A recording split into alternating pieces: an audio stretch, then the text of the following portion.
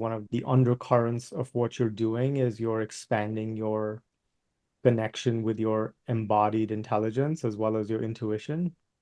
One of the core things we're working on, it's the meta development, right? So it's how do we give you more access to all of your capacity and potential, the Mm, stuff that's, you know, that you're already aware of and stuff that you're not, mm, so that you can bring all of that to every aspect of your life. And then we can't even begin to fathom the impact on business, because that's the difference between you doing a deal that is fully aligned with you and that becomes very lucrative and very positive, or a deal that loses money, or it's with a person who isn't, right for you and who's going to take advantage of you or something like that, right?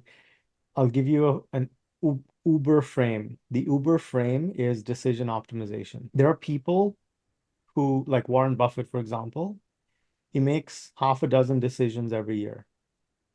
mm, Those decisions generate him billions of dollars. So the game we're playing here is, what are the few decisions that you can take that have an enormous asymmetric upside mm, and that requires very little effort. It's not conventional effort in terms of time and force and moving things and making stuff happen. It's actually a, hard thinking kind of effort. And I would argue that what makes that easier is a greater level of connection with your intuition, this transpersonal intelligence, this sort of basically your connection to the quantum field where mm, all the information is available about everything. And when you learn to tap into that, what's happening is that you're gaining access to a level of information that's not available to most people. And that's the ultimate mm, unfair advantage in life and business and everything. So everything we're doing is about how to optimize decision making at the deepest possible level, because mm, decisions are the biggest leverage point that a human being has. If we make better decisions, there's nothing else that has a bigger asymmetric upside. And an example of that is, who do I choose to be my partner? yeah, Who's the person that I'm spending an inordinate amount of time with for the rest of my life? If I get that decision right, then there's a whole yeah, lot of goodness and fun and joy. If I get that wrong, lots of conflict, lots of strife, lots of challenges, lots of issues. The same thing with business, right? If I make the right investment decisions and I'm able to maintain my position, then that could mean an enormous financial upside. So we're playing in the highest echelon of human potential and optimization. And that's why mm, this looks very non-linear, and it may not make sense to the rational mind, mm, because we're actually going beyond the rational. The rational is something that everyone has access to. So that's not where the advantage is to be gained. The mm, advantage that's to be gained is beyond the rational. It's in the intuitive, it's in the connection with the quantum field. yeah, And that's the ultimate leverage point. Those people are my role models. I'm obsessed with the people who make a couple of decisions a year, yeah. and the rest of their time, the rest of their life is basically maximizing their return on life. That's what I think is interesting. Like Yeah, anyone can grind 40, 50 hours a week. Yeah, cool. Like I don't think there's any glory in that. We do it because sometimes it needs to be done.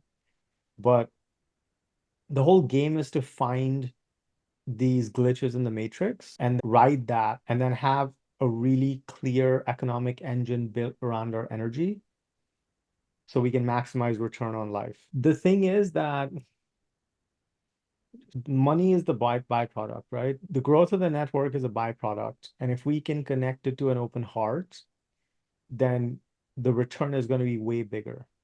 mm, So what we're doing is we're playing with your system and setting up the conditions for the highest level decision making, but that also maximizes joy.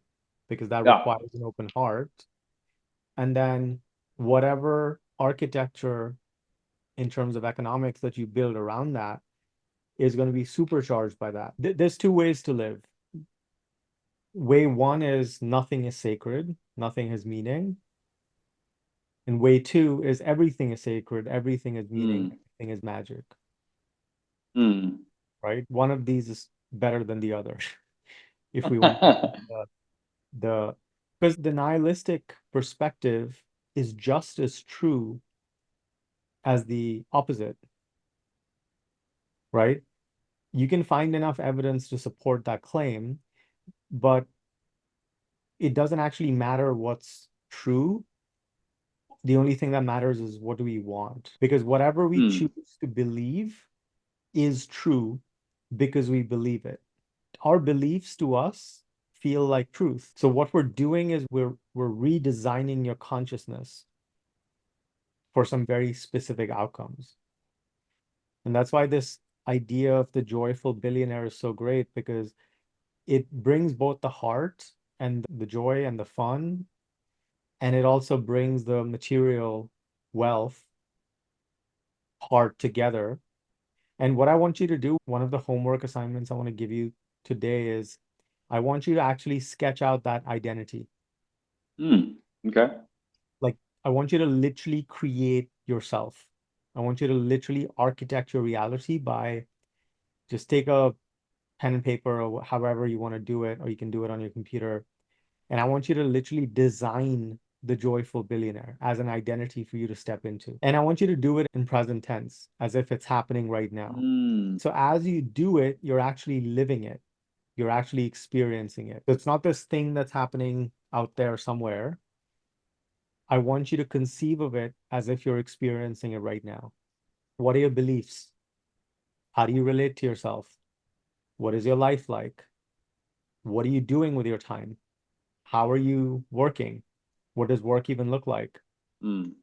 What are the kind of projects that you're involved in? So our genius is not something for us to figure out. What we need to do is we need to follow joy, curiosity, inspiration, excitement, use that as fuel to take inspired action. And then after a while of doing this, look back at what we did, Yeah. join the dots, and that's going to reveal a picture. As soon as you try to figure it out, you're Mm. basically putting the brakes on the flow of energy.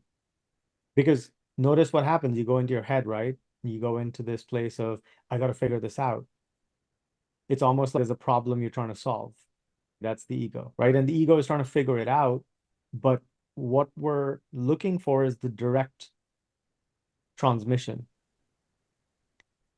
We're looking for the direct transmission that circumvents the ego because the ego can only handle a limited amount of information.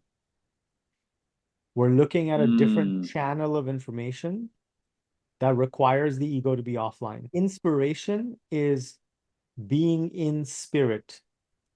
To be Mm. inspired is to be connected to spirit, to be connected to source, to the divine, to the universe. And when we're connected to source, to spirit, to the divine, to the universe, we are operating in a very different relationship. That's a very high bandwidth connection. It's much faster and it has a much larger capacity than the thinking mind or the ego can handle. Mm. So if we go into the ego and we start trying to figure it out, what we're doing is we're interrupting that connection and we're no longer inspired. We're no longer connected to the source. So we're operating on local storage and batteries versus Mm. being plugged into the mains. And that's always suboptimal. And that's why over time we lose gas, we lose energy, the battery dies, and then Yeah. we're like, okay, what do I do now? I don't feel inspired, I feel flat. This is the cheat code to life that I'm giving you. What I'm suggesting is we make your energy and your experience the organizing principle for everything, not money. Money is a Oh. byproduct.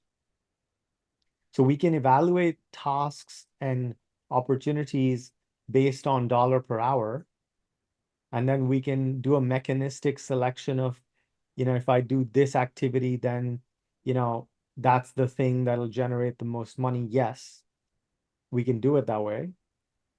But what we can also do is approach it from an experience perspective. And if there Mm. is an activity that makes you come alive in that way, that juices you up, that fills you up, that replenishes you, that nourishes you, that makes you come alive, then why would we deprioritize something like that just because it doesn't produce a certain immediate financial outcome?